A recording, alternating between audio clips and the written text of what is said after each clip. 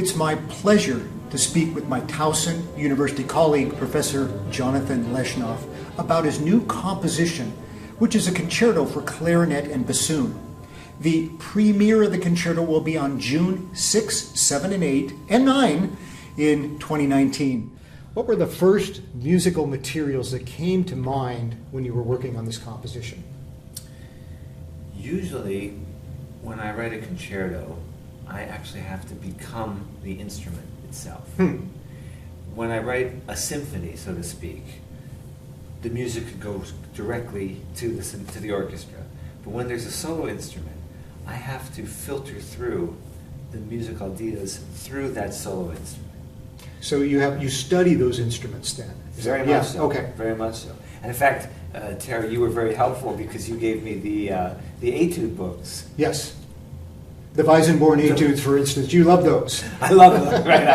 I memorized them all, everything but the name.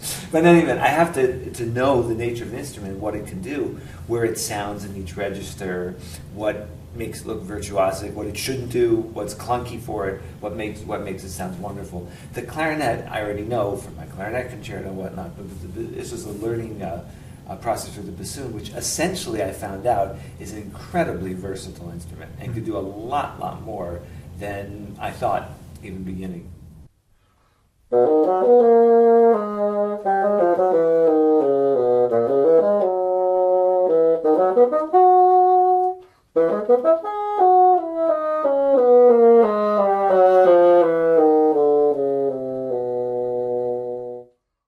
So regarding the musical materials, the first things that I think of are actually how does this melody, this harmony, this counterpoint work with the instrument at hand.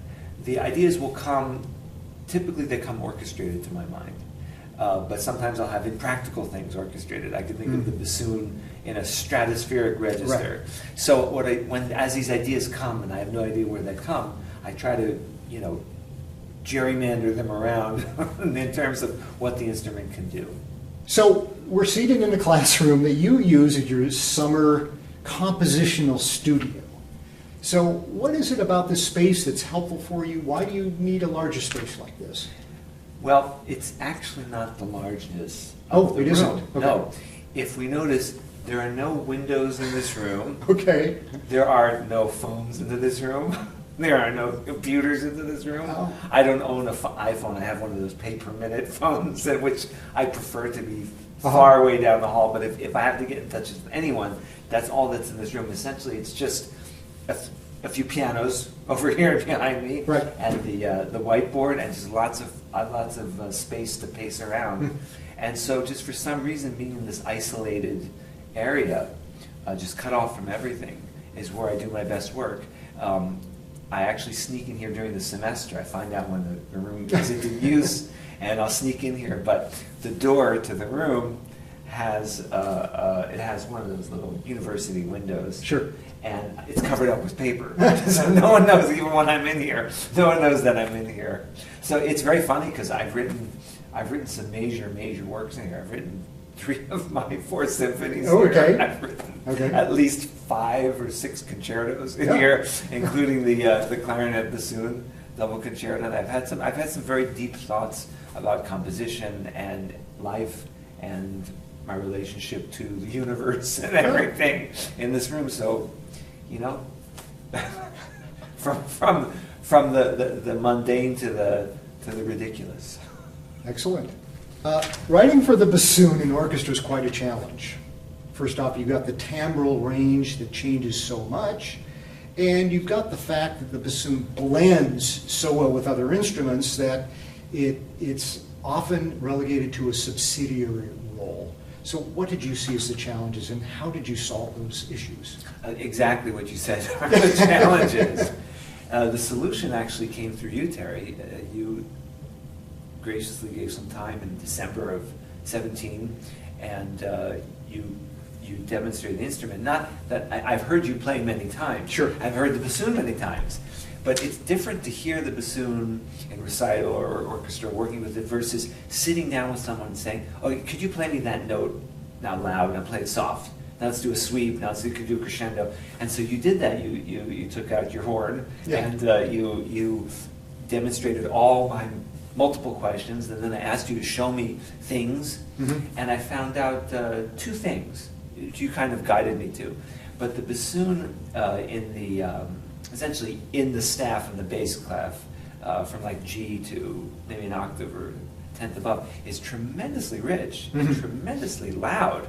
In my opinion, sometimes louder than a solo cello. I didn't realize that because I've always worked with bassoons in context of other instruments. I didn't realize they had such a powerful, a resonant tone. And then you introduced me to the sweet spot, which is just moving into the ledger lines of the bass clef. And what a remarkable, wonderful, malleable tone that comes out of the instrument. Completely swallowed up in anything orchestral, except for the excerpts you pointed out in the Stravinsky at the end of the Firebird, and the other places you pointed out. What a beautiful, wonderful tone. And what I would do is mental experiments.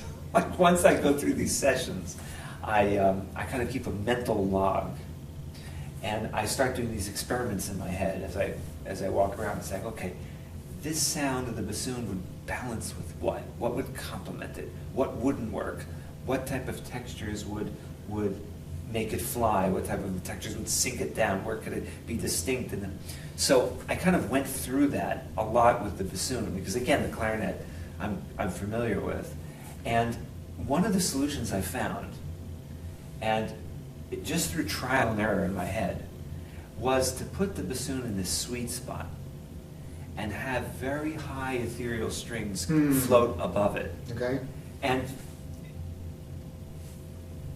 we'll see what happens in the premiere, but I'll tell you, in the beginning of the concerto actually starts with a slow first movement.